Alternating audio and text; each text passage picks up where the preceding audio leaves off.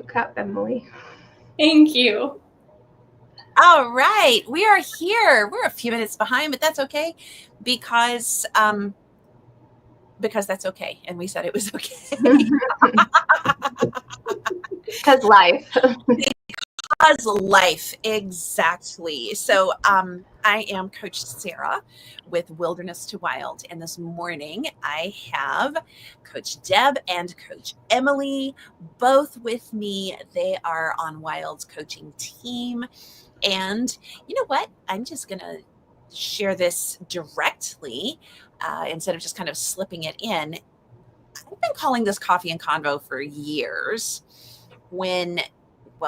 I started it in 2020.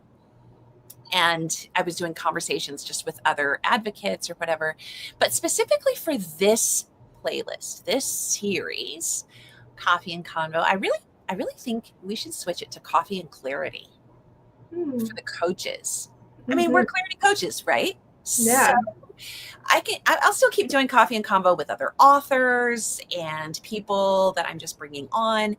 But I think we're going to make this specific Saturday morning tradition a Coffee and Clarity one. And you know what? If you like hot chocolate or you like tea or whatever, it's clarity and brew of whatever you want it to be. Whatever cozy thing. But yeah, today we want to talk about setting healthy boundaries in toxic holiday environments. And I want to throw out there that if you are watching right now, this is a topic that almost everybody can relate to on some level, right? So if you're watching right now, I would love for you, all three of us would love for you to share this forward on your page. Pass it forward because it's going to be very good. Or tag a friend in the comments. That's fine too. But yeah, so let's talk about setting healthy boundaries in toxic holiday environments. And I'm going to throw it over to the two of you. What kind of toxic holiday environments have you had to face? Also, you can tell us in the comments, what kind of toxic holiday environments have you had to face, or are you anticipating needing to face this holiday season? And maybe we can answer some questions about that too. Go ahead, Deb. Okay. Yeah, I'm thinking back a ways.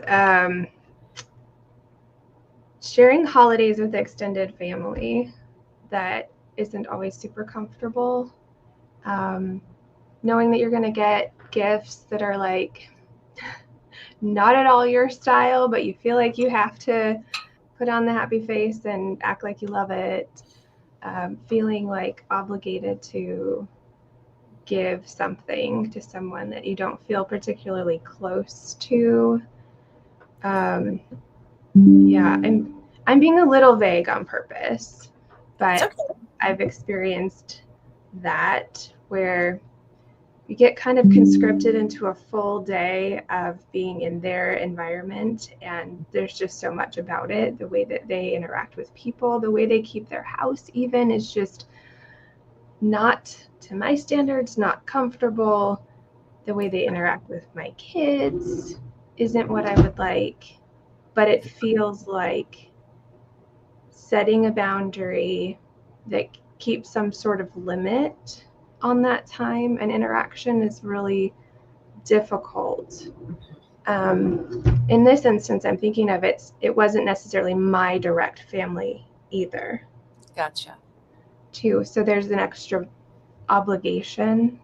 So are we talking like extended relatives maybe, or in-laws, families, or just all of that? Yeah. Okay.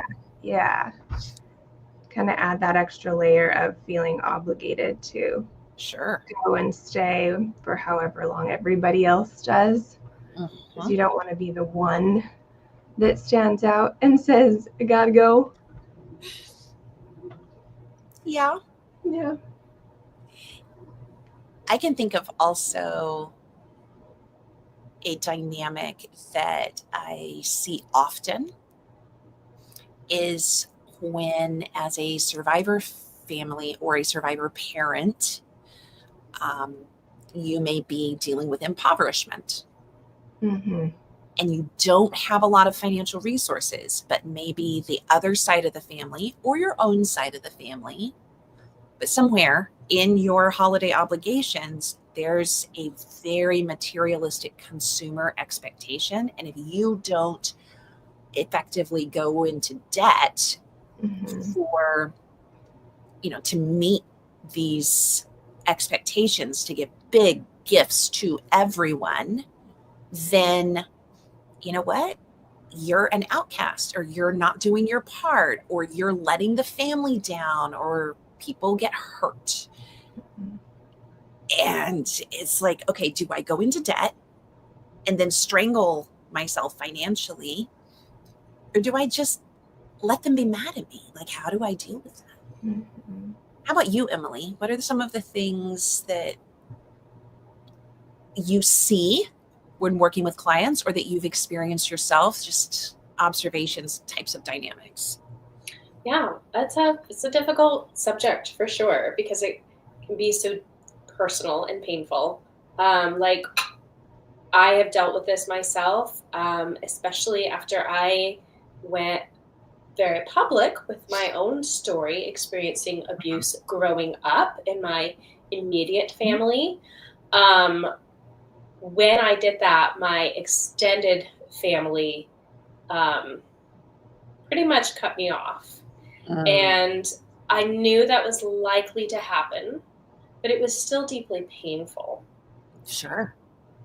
And so some of my journey has been just accepting the reality of the changed relationships and grieving. But then also, I have a lot of extended family members that I don't align with their values and beliefs. And each year I've tweaked a little bit whenever I am around somebody to learn that careful balance between what parts of me do I want to show? Right. How can I be authentic about those parts? But then also, what parts do they not need to see? Mm-hmm. Yeah. And some changes have involved making brand new traditions. So this year's a big shift for me, because out of the two major holidays that are coming up, one holiday I will not be spending with my family at all. And I will instead be going out of town to spend that holiday with a friend. Interesting. And it'll be interesting to see what happens, like when it actually comes to the day. I'm excited about it for the first time, though. Instead of dreading that holiday, which I would always dread before, now I'm excited about it because I'm going to spend it with somebody that I love. But it took really drastic measures to say I'm no longer going to go to this person's house, and instead I'm going to be celebrating a different way. I'm thankful that I did it, though. And sometimes that's necessary. It's going to be different in every situation. Sometimes you need to completely separate yourself from the situation. And other times you just learn how to tweak things so that you can spend limited time with individuals that don't feel safe, but you can make it a safer environment for yourself. Right. I love that you mentioned, Emily, that you made little tweaks along the way. I think that too often we think of boundaries as like one hard and fast, but they adjust over time. And I love that you were able to find that. And sometimes if we do need to get up to the strength of having a firmer boundary or further separation from someone, it takes those little steps of strength and courage to build within ourselves so that we have the capacity to make that break if we have to. Yes. And a lot of it involves learning how to become self-aware of what your body is telling you.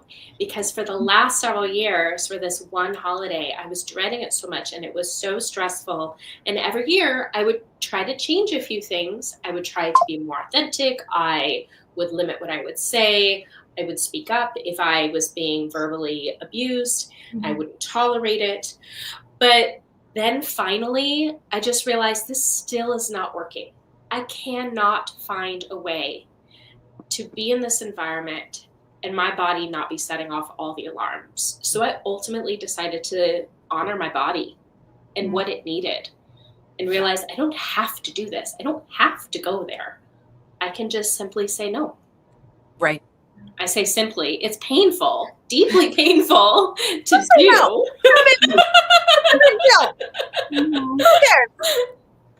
Yeah, be an empathic, people-pleasing person and say no.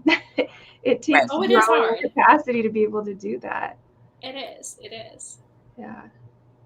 So I just want to say, I know we've got double the live viewers right now that we had just a few minutes ago when I invited you. But if you are watching this right now and you're thinking, holy cow, this is really good stuff, and there's a lot of my friends that could probably use this, or there's people in my Facebook page or whatever that could benefit from hearing this so that they could be a little more passionate to what I'm going through, whatever it is, hit share this and post it, or tag some friends who could really benefit from the encouragement.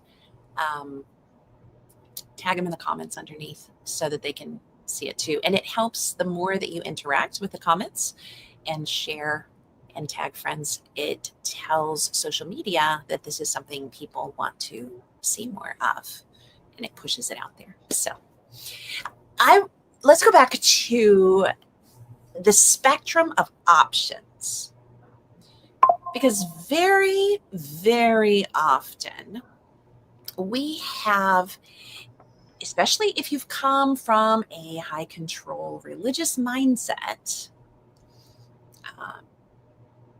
but anytime you've been in an abusive relationship or been raised in an abusive family, it's very, very common for us to have the worldview, the perspective that everything is black and white and pretty rigid, right? That there's either one right way or one wrong way to do things. And one of the things that I work with my clients a lot is moving from that rigidity to a mindset of constant recalibration. So from rigid to recalibrating, where at every step of the way, I realize I have permission to make changes. Like Emily said, should my body be screaming at me, this is not okay, I can make changes. If someone else is acting in a different way that has now made a formerly safe feeling environment feel less safe, I can make changes. If my children are at a different place in their experience or their awareness, guess what? We can make changes. So having that mindset that you can recalibrate what you do, what you say, where you go, what you accept at any time, according to the needs of your family, your body, yourself, your environment, the shifts in your environment, and also that you have permission to recalibrate as you learn and as you grow, is incredibly freeing. And it's a shift from trying to conform to an external perfection to being much more aware of how God created our bodies and our hearts and our minds and our emotions as integrated. And of course, we want to adhere to those core values at all times. We're not losing or stepping away from our integrity when we recalibrate. We're not recalibrating, our core beliefs as far as truthfulness and honesty and kindness, and compassion. We're not recalibrating things that are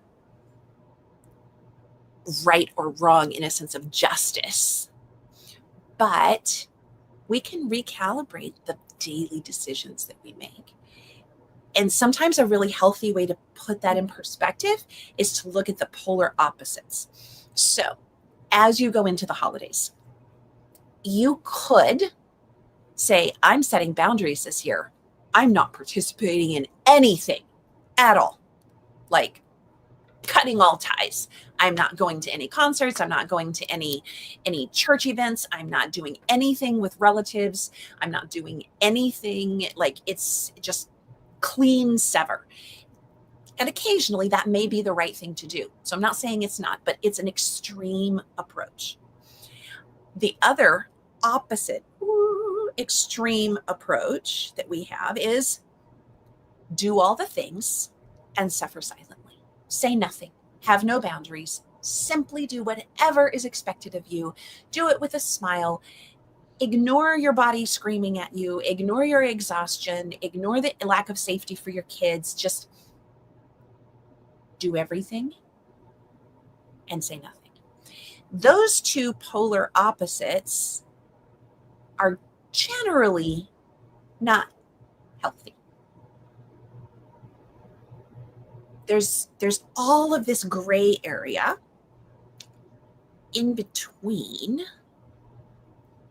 where we can do things like deciding which events are most likely to be something we can handle. Asking questions to find out who is likely to be attending certain events, so that if there's creepy Uncle so-and-so, well, I'm not going to show up with my children to that one, but this other one over here is going to be free of creepy Uncle so-and-so, and we'll be participating with the family over there. You can prep yourself and your kids for the things that are in your control. What do you do if grandma makes X kind of comment that is very common for grandma to say? What can you say in response? What are your options? You can leave the room. You can, you can say, I'm sorry, I'm not comfortable with that. And maybe it's even something like forced hugs or forced kisses. In big relative things, you can tell your children and prepare them to have their own boundaries and how to set their boundaries. So there's a lot of prepping we can do for ourselves, for our kids. And that falls into this gray area of all these options where we can constantly be recalibrated. Can I add something to that? Go for it. I think we need a refresher on boundaries. Because years ago, when I first learned about boundaries, I made the very, very common mistake of thinking that boundaries were about trying to get other people to act the way I wanted them to. Well, isn't that what everyone is supposed to do? Which tell everyone how they need to act, and then they should do it. Oh, wait, that makes me a coercive controller. Mm-hmm. Yep. So I separate it into boundaries and then expectations, setting expectations. Mm-hmm. So telling someone that you are not you're uncomfortable when they do something is setting an expectation. They may or may not honor that. But a boundary is about what you are going to do. Because a lot of individuals get frustrated with boundaries because they're like, I set a boundary and my mom keeps crossing it. A boundary is what you are going to do. And so something might be, Mom, I am not okay with you calling after 9 p.m. If she continues to call after 9 p.m., you can shut your phone off. Right. You just Turn don't it on answer. silent. You just don't answer. Yeah. Something really simple like that is setting a boundary. You can inform the person of what you're going to do. You can say, this is my expectation. And if this doesn't happen, this is going to be my action. Or sometimes boundaries don't even need to have an expectation necessarily set. So you brought up gift giving, Sarah, and I think one really great boundary that you can say is simply, My family's not doing large gifts this year, but instead we're doing homemade gifts. Period. Yep. That's it. Or we're doing time together. We're not doing gifts at all. We're doing activities. Mm-hmm. Yes. That's whatever another you want to do for your family, you can simply state it. Right. And if the person you're talking to argues about it, you can just restate what you said.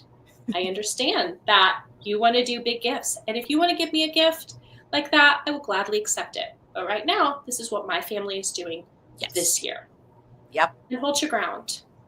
It's really empowering when you look at boundaries that way, because you realize you always have control over what you can do. Because we simply cannot control how other people act or the choices that they make or the things that they say. But we can always decide how we're going to respond and what situations we are going to tolerate. Mm. Exactly. Yeah, I love that. Thank you for re-explaining for us what boundaries are. I think that's always a vital reminder. I am just feeling this pull to acknowledge the level to which this is extremely challenging in the holidays. I mean, that's the purpose of our conversation, but it is empowering to find that voice and be able to speak up for yourself with a boundary, like you just explained. But at the holidays in particular, you're not just pushing against the tide of the relationship dynamics that have been with this one person. You're dealing with entire family systems and entire cultural pressure to perform at a certain level.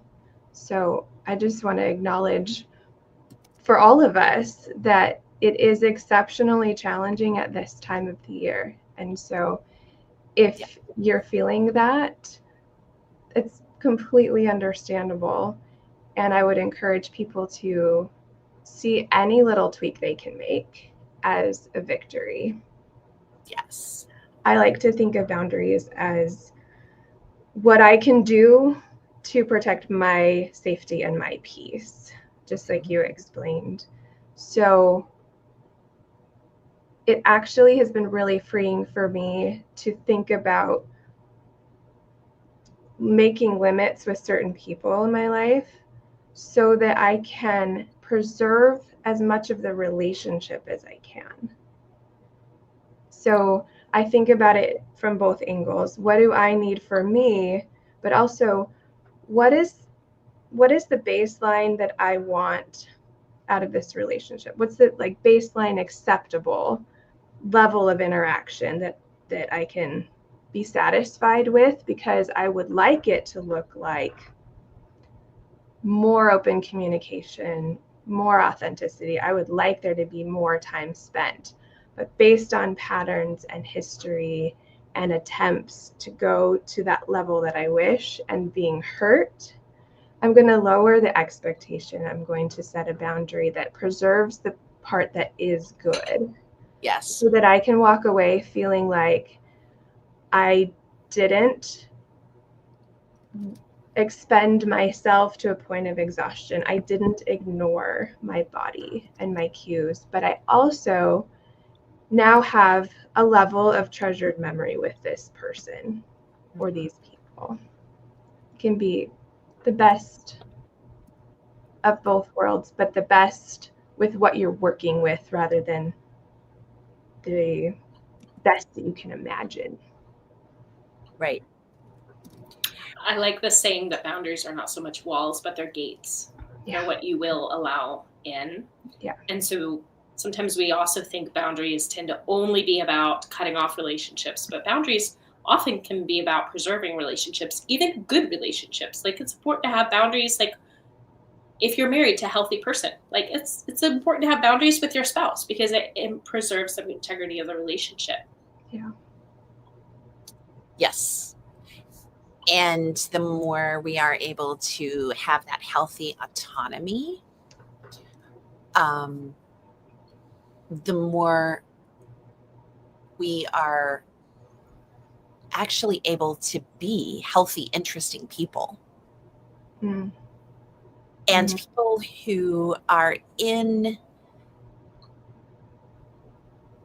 who are wanting to be in a healthy, balanced relationship are not going to want you to give up who you are. And they are not going to allow you to demand that they give up who they are. Yeah.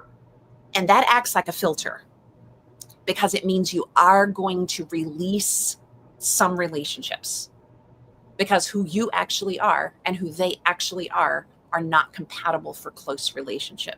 You may still be courteous, you may still be friendly, you may still be nice, kind. And kind and nice are not the same thing. But I mean, just socially nice. It doesn't mean that you become an ugly, unkind person to them, but you may not be pursuing closeness. You're not going to tell them necessarily the things about your life or invite them into your home to spend 6 hours together on a Saturday night. But it will also allow you to filter through the people that truly are compatible to you, because the ones that are drawn to that will want to spend more time with you because of your mindset rather than less. So if you're setting healthy boundaries and you're doing it in a kind way, and people don't like that, it's telling you they don't want you to be your own person. Mm. They want to be able to control you. Or it may not be malicious. They may just be so unaware of their own internal patterns that they're just not able to process the fact that they're supposed to have the same freedom because they've never had it. Mm. And so when we give ourselves permission to set boundaries, yes, like Laurel is saying, it can be difficult because it feels like you give something up and it changes the relationship. But here's the thing, that's a good thing, because it's giving the relationship change a chance to be healthier and to give freedom and not have control as a factor in the relationship, so it can grow from wherever it is.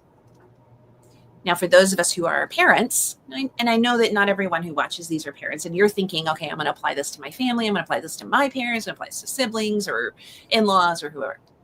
But then those of us who are parents also feel like, here I see a question. Do you have book recommendations for setting boundaries with children within family? And that is huge, because we have a chance as we are learning these things to give our children permission to set boundaries. And that is going to piss off some adults. Also, just a pro tip, when you give your children permission to set boundaries, they're going to first practice it on you. And you cannot help them set healthy boundaries with the world if they can't set healthy boundaries with you first. So it means you actually give your children permission to tell you no on some things. It doesn't mean they can say, no, I'm not doing my chores, but you give permission to your children to set boundaries with you, and you give permission to your children to practice that on you, which means you have to allow them that freedom. Mm-hmm. So that you are a safe person for them to practice that with. And that's rough if you were not allowed to have boundaries when you were their age. And subconsciously you're thinking, I don't know why they're telling me no. They're not allowed to tell me no. They're my kid. I'm the parent. And you're going to have to work on that if you want them to have healthy boundaries with other people. So in response to Tara's question, I dropped in the comments a good book for kids. It's Let's Talk About Body Boundaries, Consent and Respect, teaching children about body ownership, respect, feelings, choices, and recognizing bullying behaviors. So that's one. And then I'm going to drop in one right now that I personally have had this one and several of the other book sets for my kids over the years. And every now and then, they're teenagers, they will still pull these out. And that is Ninja Life Hacks. And these are self-awareness books that empower your kids. It's not telling your kids, here's how you set boundaries with grandma. It's not overt like that, but it's dealing with frustration, dealing with nerves, dealing with jealousy, dealing with a growth mindset, dealing with forgetfulness, dealing with emotional intelligence. And it's teaching them core skills. And if you never got taught those as a kid yourself, it can be really helpful to go over it with your kids and just learn from it together. They're super simple picture books. And in one boxed set, there's like 8 books, little picture books. There's like a ton of sets too, because I think there's like 50 different books. This particular self-awareness set is books 41 to 48 out of her whole series of different books. So those are super good. And I did want to bring up something Amy said here. So I think we can all relate to this. And that is giving yourself permission to step away from a gathering when your anxiety gets too high. Otherwise, it does not end well. Mm-hmm. Yeah. I think that takes a lot of self-awareness. So, Amy, even the fact that you know that you need that is a great tool that you have even walking into a situation, because you have already decided for yourself that when you feel a certain way, you are allowed to step away. I think that's huge. Pre-thinking it so that you're ready when you walk in. Maybe this year you can decide that last year it got to a certain point. I felt the shortness of breath, the tightness in my chest. I felt dissociated, whatever. And that's when I walked away. But maybe I could trace it back to hearing someone make a certain comment, or I know if I'm in a room with such and such person for so long that it's bound to happen, and I'll start to feel that way, and find a way to step it back just a smidge this year, so that maybe you're not in full-blown anxiety before you step away, and honor yourself in that way. I think that it can be really hard to acknowledge our need if it's not at urgent level. If we're still in a mindset of like adapting to everyone around us, trying to please, then it's easy to bend ourselves further than we're really capable of and not really recognize it. So what would be a step before full-blown anxiety that you would feel like, I would rather only get to this point, and see what you can do to aim at a different wellness target, honoring yourself in a way that says, I value what feels like peace to me more than I want to be comfortable with what I'm used to feeling anxious. Something I would add to that would be, it is a lot more difficult to set boundaries in the moment. It's easier when you plan ahead and come up with a action plan. Yeah. So some of this is like the boundaries we talked about before, setting an expectation up front to let others know what your plans are. But then also, Amy, in your case, like it might be really helpful to come up even with like a written action plan.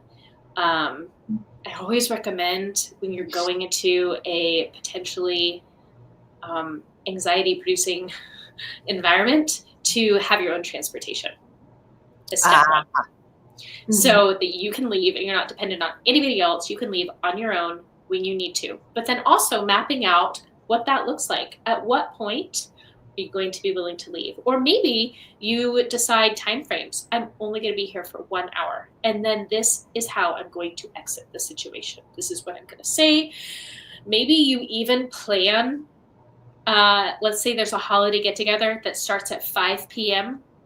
Maybe you plan something else to be starting at 6:30. You have a event to go to, so that when 6 comes, you can say, I have to leave because I have to be at this event in a half hour. And it's little things like that can make a world of difference. So you're not waiting until you're in the moment, already panicked, your body's flooded, and now you're trying to figure out how to make decisions. Yeah. I think that the other thing that you plan for 6:30 can be as simple as, I'm going to go home and watch the show that I haven't caught up on. I was going to say, yes. With yourself. You don't have to give details about what it is. You say, I have another obligation, and that obligation could be a bubble bath. Yes. Yep. I have an event. I have an obligation. I have a family thing. You are your own family, especially if you have multiple personalities.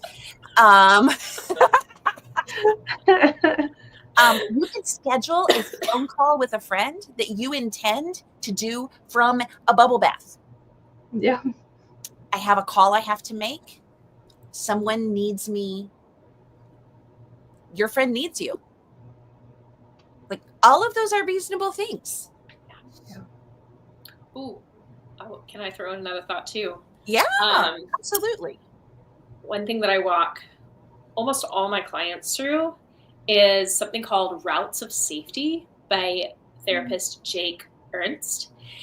And I love his content on this. He came up with 9, it's either 8 or 9, something I'm blanking out, but I think it's 9 different routes of safety. And these are what you naturally gravitate to when you are trying to regulate. When you've become flooded, what helps your nervous system calm down? What helps your paranervous system to turn on and bring everything back down to a state of calm?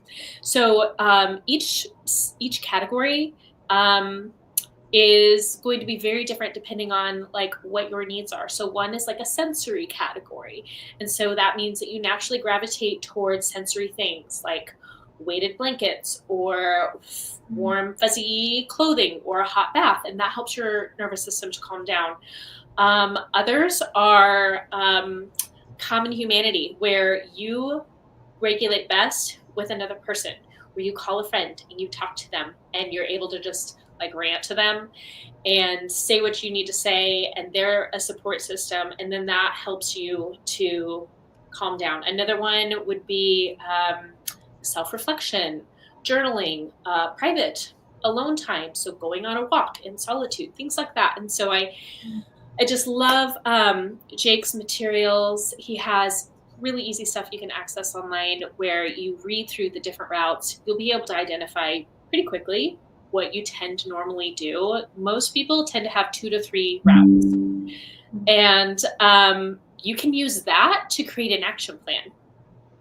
So you can pick out and mark down like which activities are your best go-to activities. And so if it's calling a friend,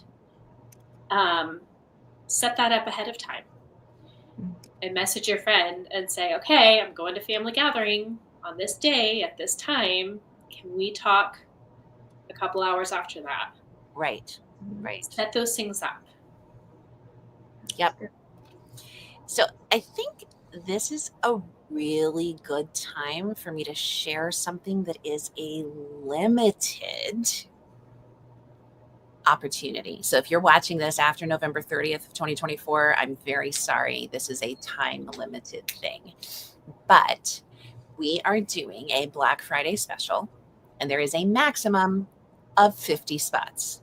So it is limited time and limited availability. But if you would like to work on your regulation, on your boundaries with Coach Deb or Coach Emily, normally sessions with them are $125, but you can use Black Friday Coach as your code to get a session with Coach Deb or Coach Emily for only $50 between now and November 30th at 5 p.m. That's Saturday, November 30th, Eastern Time at 5 p.m. It also makes a fabulous gift to give someone else.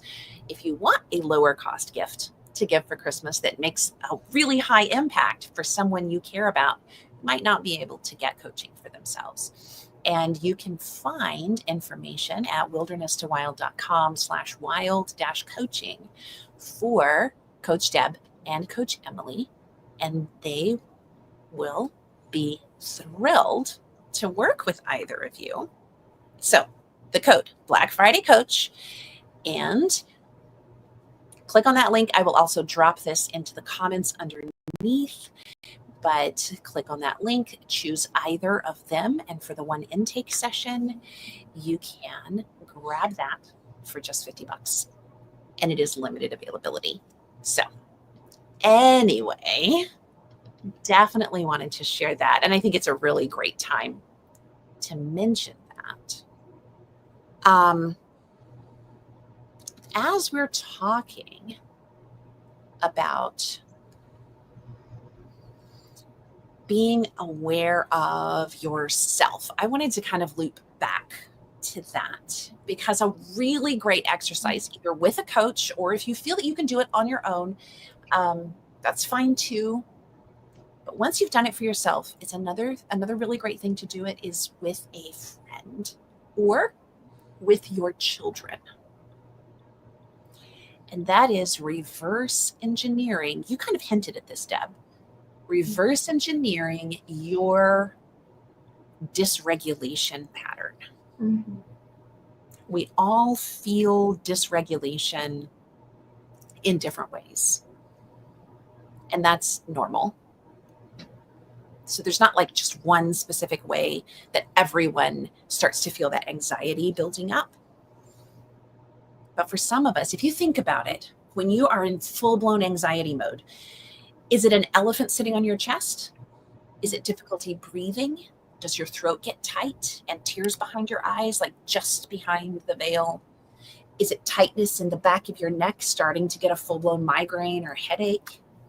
Is it intestinal distress, nausea in your stomach, or maybe like irritable bowel syndrome situationally, where it's not a full medical condition, but where all of a sudden you need to run to the toilet? Or maybe you have trembling or weakness in your legs, or your hands and arms get tingly. It can be any number of these things, and those are often stress and anxiety responses. So think about yourself for a second. Where do I feel that in my body? And once you've identified where you start to feel that full-blown anxiety, think about what you feel. What's the sensation before you feel that way?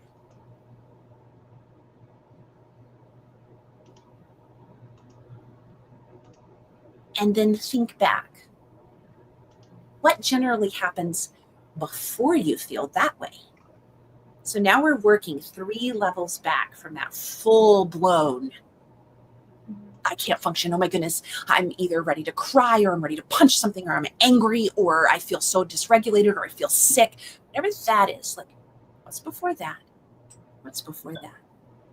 And you may be able to identify certain types of things that have happened in your environment. Sometimes it's a smell or a sensation, or certain types of phrases or a tone of voice in someone else's interaction, or it's an action. It can be something really overt, but it can also be something a little bit less obvious. And if you work through that, you will be more likely to be able to give yourself permission to step away from that difficult situation earlier, because now you are aware and tuned in that, okay, so if this thing is happening right now, this is actually my 3 layers back. And I know now, because I know my cycle, I know my pattern, I know that the next thing that's going to happen is this, and the next thing that's going to happen is this, and then I will end up there. And at that point, I'm past the point of no return. So I'm giving myself permission to stop back here. And if I mentally or emotionally or I'm just out of it and I'm engaged in whatever's going on and I blow past that, then if I notice it here, I'm giving myself permission to stop here. And if I somehow am distracted and I blow past that, I'm going to give myself permission to stop it here. Wherever you realize it's happening to you, you can take a step back, exit the room, excuse yourself for a quick walk, go make a cup of tea, decide that it's time to drive home, text a friend to call you and say they really need to talk to you right now so that you can exit with an excuse that is socially plausible. If you're not ready to just tell people, this is what I'm doing, if you don't have that strength yet, it's okay. You can create support systems for yourself. Yeah. And I know Emily just dropped in on her page. If you've got a question about dealing with holiday stress, you can ask below. And otherwise, I think we're about ready to wind up. But if you have, I know we have a number of people watching right now. If you have any questions that you would like us to answer and that you feel safe to post underneath this, go for it. We'll give you a second and just see if anybody's got stuff to type in. My coffee's getting cold. So my clarity at the moment is that my coffee is cold. It's actually not even real coffee, but whatever. Something that I've focused on as well is creating small traditions that are just about me and what I do. That can be all the way down to how I decide to wrap gifts. And so when I wrap gifts, I have usually something special to drink. Because of my chronic illness, I can't do alcohol, but I do sparkling cider. And I get chocolate covered cherries, which are the only time I eat them in the entire year. And I have like a favorite Christmas movie playing or something. And I set up my whole little station, and I've turned it into an enjoyable activity. And I understand there are some people, there's no way to make that enjoyable at all. But for me, I've made it like, I love it. Like, I love it. Too. Okay, that's good to know. But I turned what used to be stressful into like a little oasis for me by creating my own traditions that I do every year. And I actually look forward to it now. There could be so many ways to do that. And it could be anytime during the holiday season. It could be you take yourself on a solo date, or you decide to have a solo car ride, looking at Christmas lights and drinking hot chocolate. Like, whatever it may be, you can create traditions that don't involve anybody else if you want, that bring joy to you during the holiday season. Make those moments for yourself if time with your family is stressful and painful. Yeah. Give yourself little pockets of paradise, pockets of oasis, pockets of peace. That's better than paradise. That sounds a little weird, but yeah. We have a really good question here. How do you protect teenagers from toxic family members, like unsafe criminal level, on the other family side? So I'm going to ask for a couple of clarifications if you feel safe to give them. And if not, then just give me a thumbs down and I'll know not to ask any other questions. But my first question is, are you expecting your kids to be exposed to criminally unsafe individuals while they are on your time or while they are away from you on the other parent's time? Because that would be two very different ways of handling it. So I'm going to drop that question in there.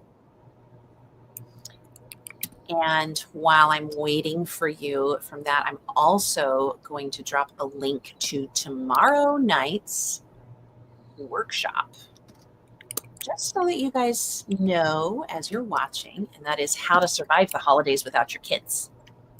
which ties in a lot with what we're talking about today.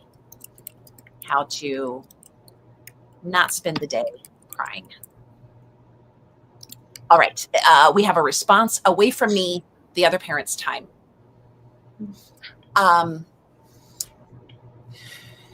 So first of all, depending on the level of volatility with the parent, you do have the right in most situations to communicate in writing to the other parent that you are not comfortable with your children being in contact with ABC individuals during the holidays due to XYZ criminal type of situation. That works best if there is actually documented evidence of the criminal behavior, as opposed to you simply knowing that it's bad, but there's no police reports and no registered sex offender and no anything else. So that if there is documented evidence, then it's actually very wise to put in writing that you are not okay with the other parent bringing your children into contact with people who have documented danger. If you have no documented evidence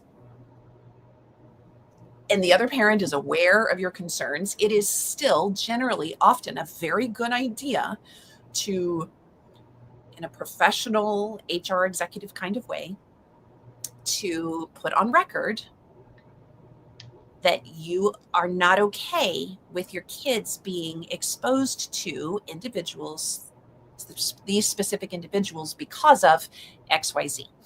That way you're covering yourself in case something does come out or ever does happen and there's an investigation of any kind. You can point to where you were not consenting to this. You were not complicit in them being exposed to this. The flip side is, if the other parent chooses to override your discomfort and to take the children to a place where that person is present, you can't prevent it. Just like the other parent can't prevent you from visiting a grandma they don't like on your side of the family. However, you can prep your children with information to make wiser decisions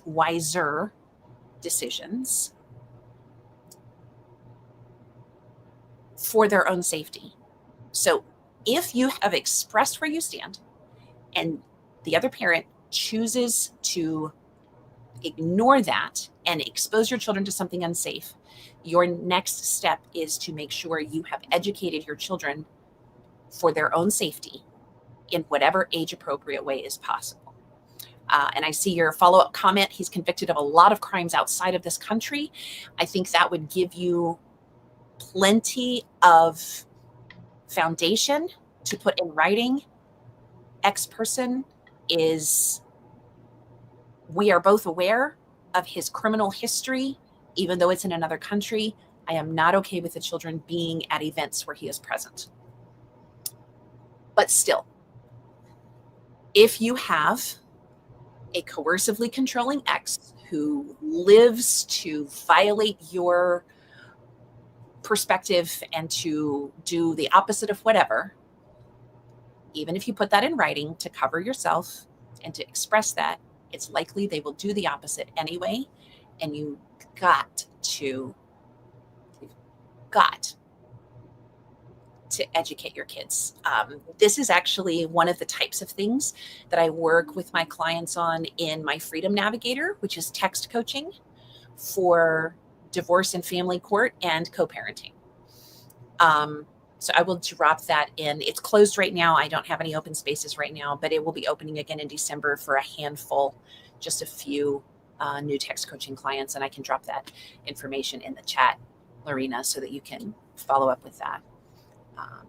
Any thoughts? I know we have a couple other comments and questions, but anything you guys want to add to that? Yeah. Also, along that, Lorena, if you are working, so if you're concerned that your children are being harmed or they're showing certain symptoms like strong anxiety, whatnot, your best bet, in addition to trying to prep your children directly, is to work with various professionals.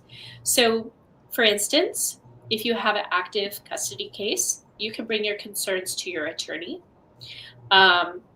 If you don't, you could also, it's really strongly advised that your children have a really great support network of professionals, which looks like a really great relationship with a pediatrician, really great relationship with your children's teachers, and then, if at all possible, a therapist with your children as well. And so those are instances where you can bring those concerns to those professionals and just say, hey, so-and-so seems to be experiencing a lot of anxiety about going over to dad's place. And these are some of the things that they've shared. And I just want to make sure that that's brought up so that you can, if you're talking to the child's therapist, so the therapist is aware so that they can be working on that. And then if there is a more serious issue and those professionals that you have alerted think there's a serious problem, then those professionals can make reports to authorities if needed.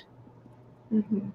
Hand in hand with that is also teaching your kids, reiterating to the point that they're like, oh my God, Mom, stop. And that's okay, because kids will do that. But reiterating ad nauseum that they need to, when they are uncomfortable, when they feel anxious, they need to tell the truth to people in authority. Yeah. Teachers, therapists, doctors, counselors, overseers, all those mandatory reporters. And kids often are like, but I don't want to talk about it to anybody but you. I get that. But mom can't fix this.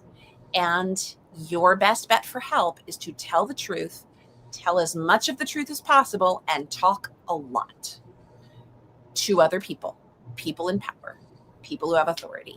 And the more you can reinforce that for your kids, the better chance they have of being protected. Kids who tell the truth and talk a ton are kids who have a greater chance at being protected. Yes.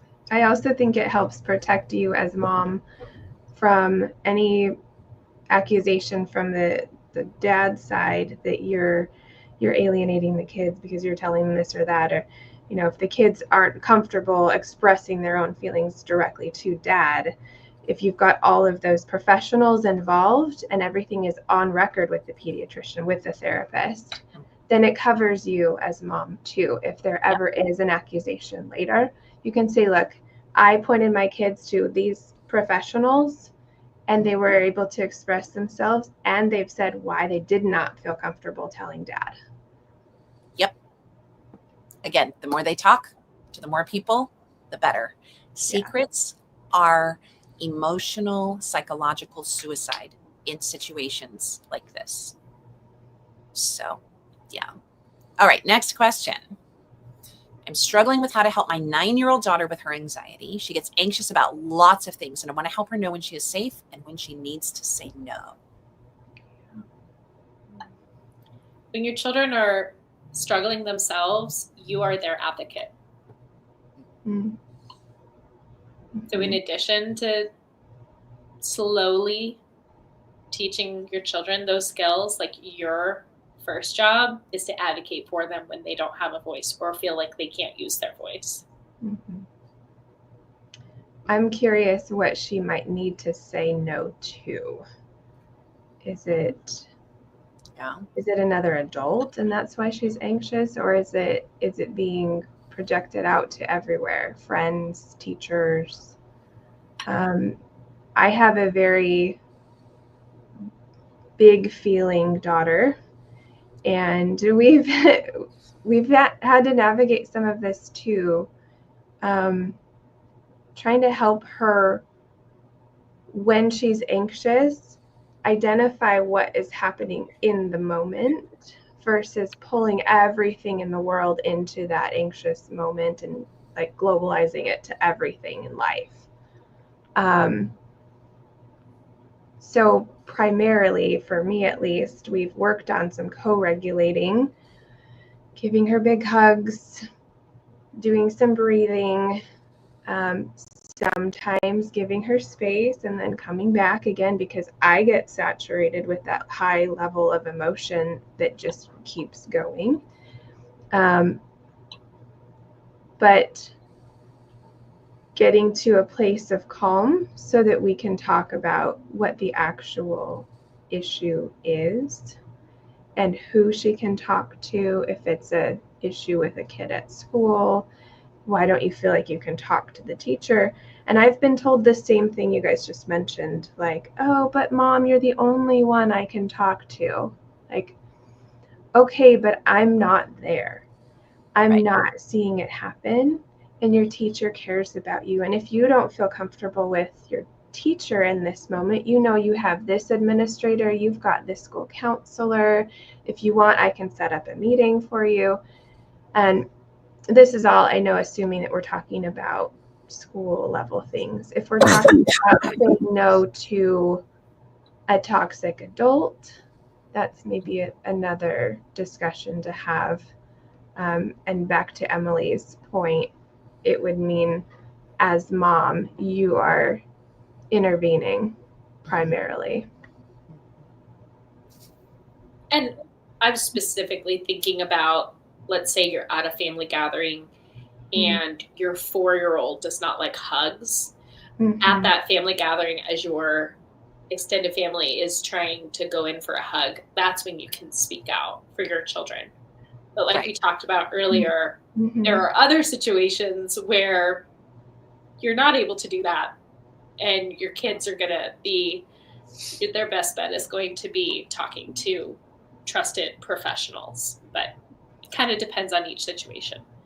Yeah, I'm also thinking how empowering it can be to just validate the feeling that she is having. So even if it's anxiety and it's becoming too globalized and it's being applied to everything, it's still her process of learning how to identify her feelings and what to do with it. So I would say encouraging her that, wow, you really have strong feelings. That's a really strong trait that you have. That's a skill that you have, that you are concerned about this situation, or you want to make sure that you respond well to such and such person.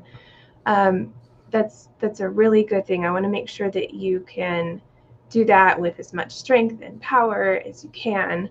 So validating it, even though we don't want her to stay in anxiety mode, but the anxiety is a reflection of some inner value that she has that needs to be fine-tuned, as all of ours do.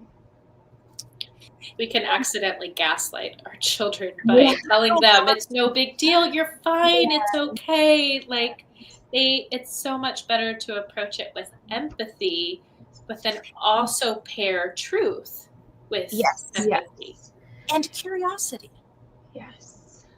Asking her questions, not, well, why do you feel that way? Well, what do you do this? What do you do that? But can you feel it in your body? Can you tell me where you feel it in your body? Have you felt this often before?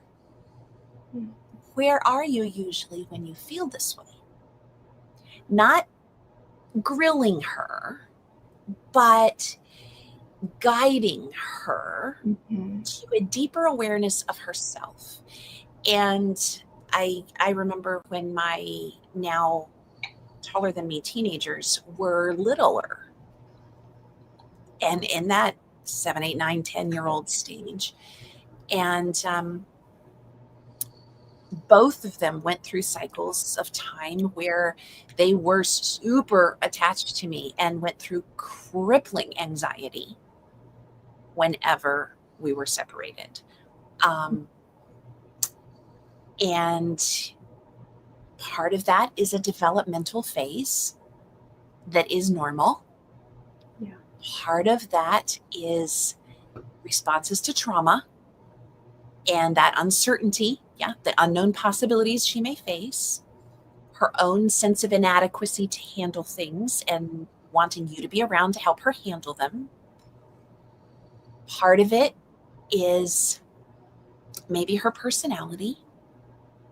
There are so many factors that can play in, and you put them all together and it's just this crippling, overwhelming sense of anxiety. So like Deb and Emily were saying, talking her through her own self-awareness is crucial. Giving her tools that she can use to tell the truth and to get help that apply to any situation is also crucial. I put in the comments the Ninja Life Hacks Self-Awareness 8-book box set again, because that set of books is so helpful for sparking that self-awareness with kids and for having those conversations. And I want to give you just one tool that you can give to her to help her feel safe when she is safe. And that is the double intake sigh. It's so simple, deceptively simple, but it is super helpful because when we breathe slowly in through our nose, science says that it tells our body that we are safe. Shallow, fast breathing through your mouth is an arousal fear response. It's a nervous response. So taking the time when we feel dysregulated to simply go in, and out through your mouth. In, and out through your mouth, long and slow. And we can just do it here and let yourself feel it. So I'm assuming, Mom, you're still watching. If your little girl is with you or near you, tell her to come over here and do this fun breathing exercise with you. Bring the kids over. So you breathe in through your nose twice, hold it, and then out. Okay, so in, again, hold, and out like you're blowing through a straw.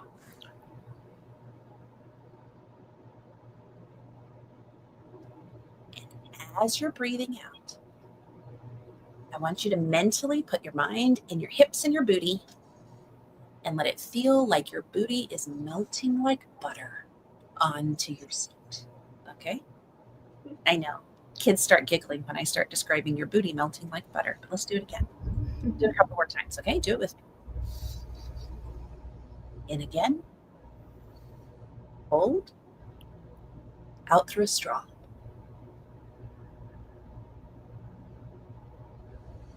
Booty like butter. Okay, let's do it again. In again. Hold. Out like through a straw.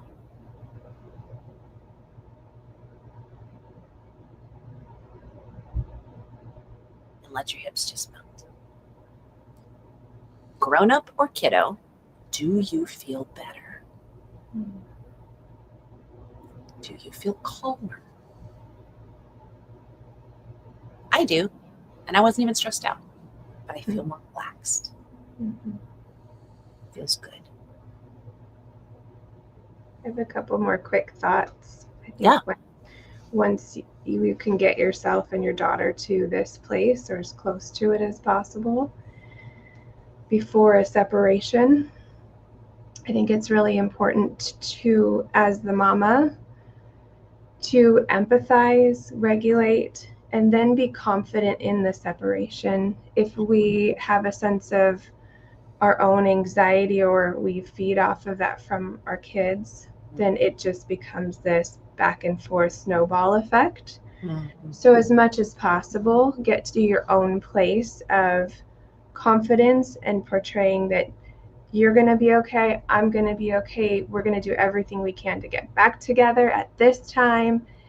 And one thing that I've done with my daughter, particularly if she's away for the night and she doesn't want to be, she has her lovey, her stuffy that she brings with her.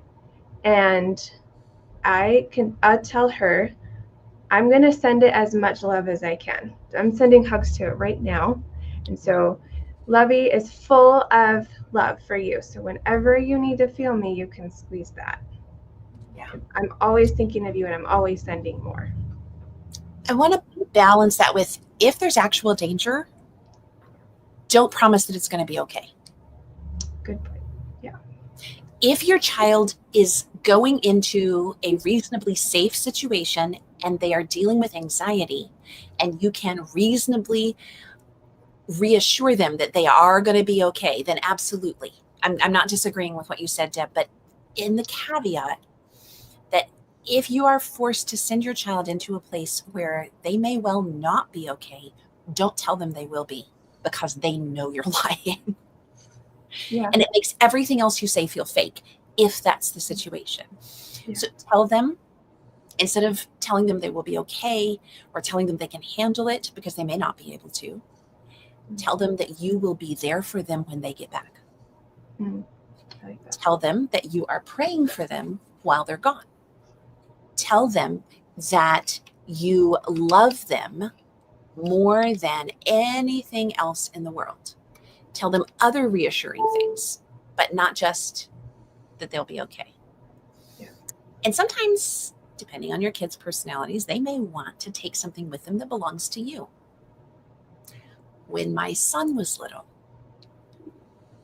and he had a season of being court ordered to go into a scary and unsafe situation that he could not say no to at that age, he would take my hair tie from my ponytail or the end of my braid, and he would put it around his wrist. He would not take it off to sleep. He would not take it off to bathe. He would not take it off until he got home. And when he got home, he pulled it off, and it was a symbol to him of me with him while he was gone.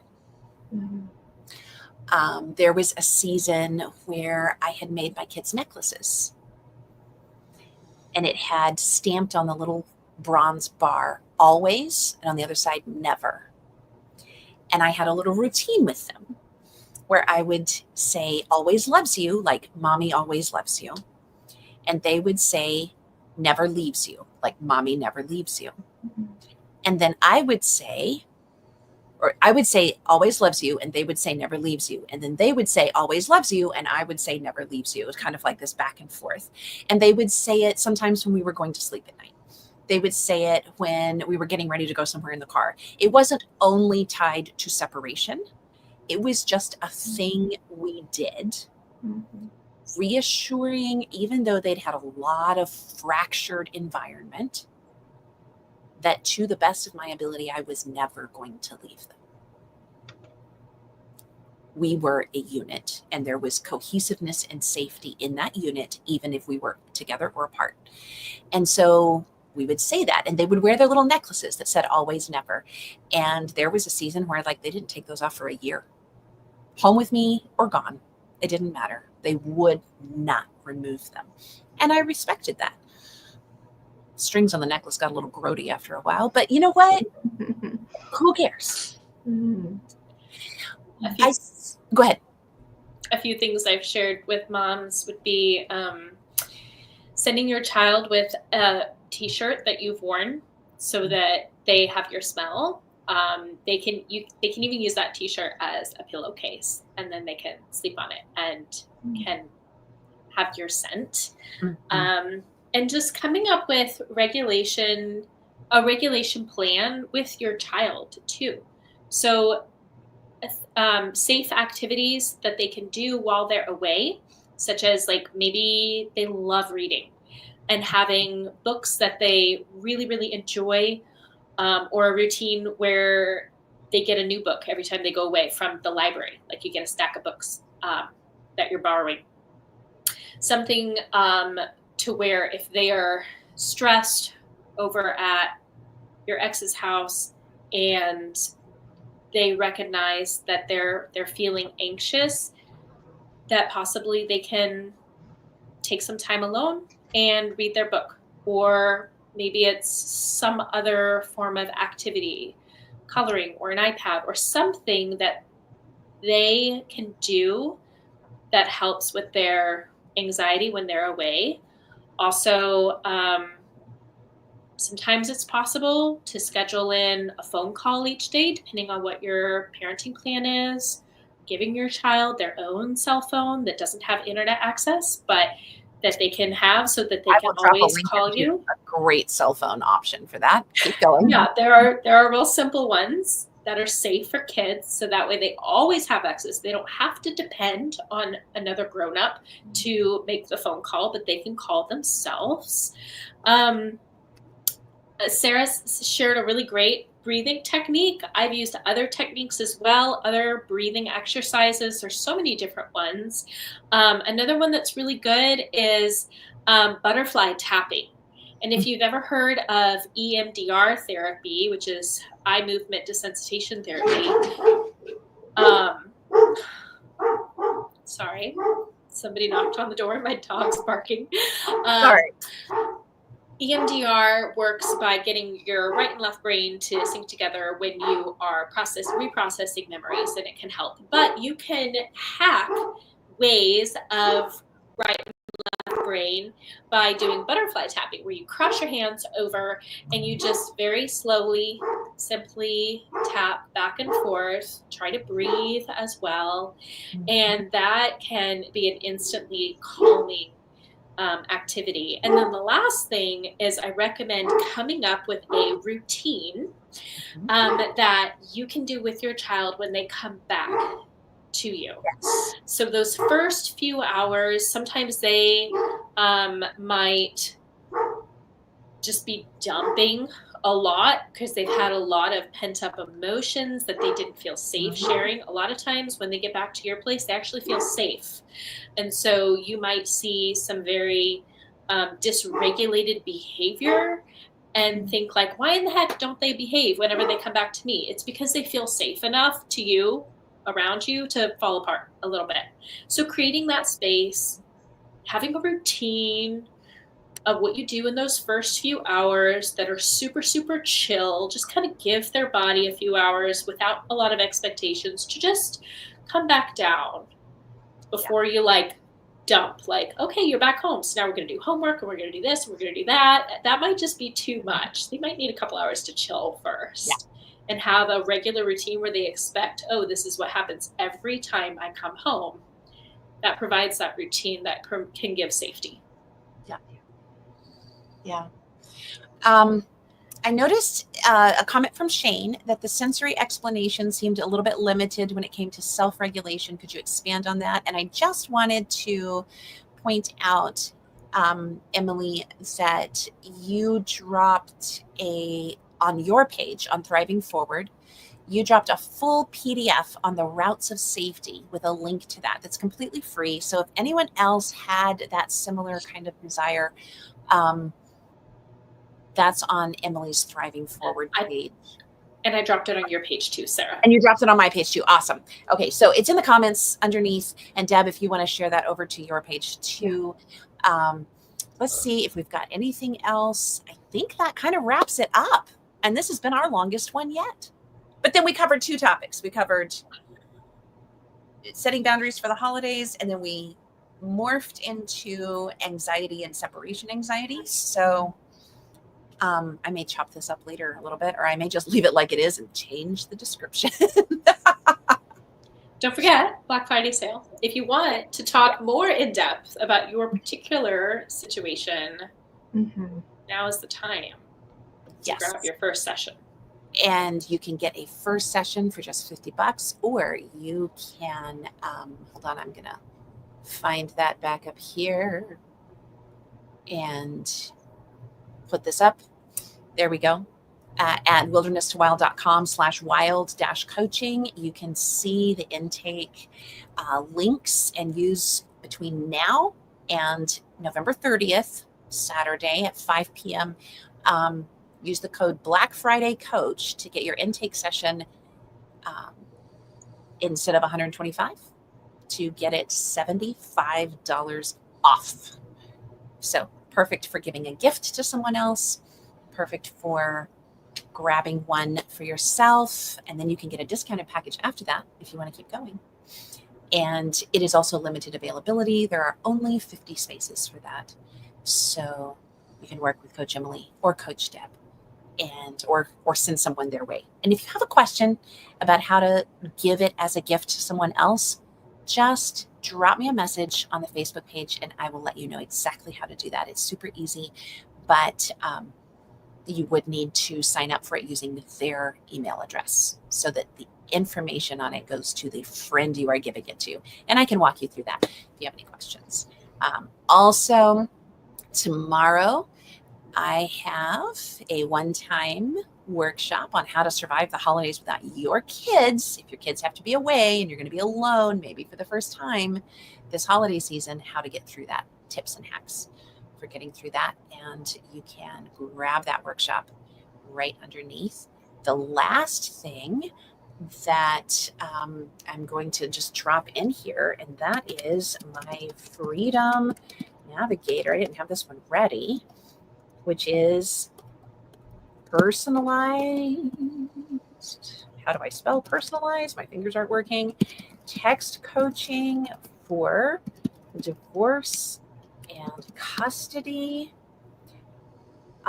or post separation abuse, and how to navigate that. And that is www.myfreedomnavigator.com.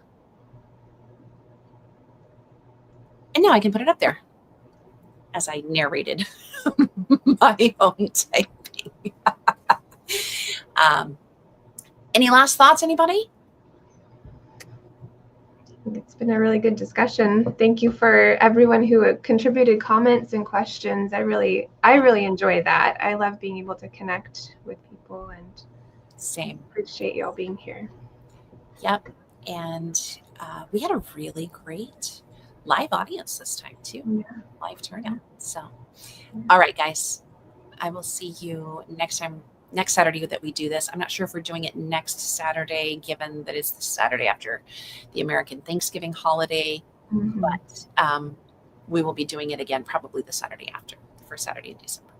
So, all right. I hope everyone has a peaceful holiday season. Same. Yeah. Peaceful and well-boundaried. Yes. All right. Bye, guys.